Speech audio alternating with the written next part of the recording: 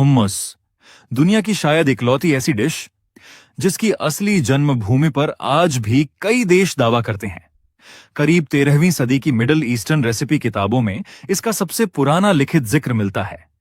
Lebanon, Palestine, Israel, Syria और Egypt सभी किसी न किसी रूप में इसे अपनी पारंपरिक विरासत मानते हैं।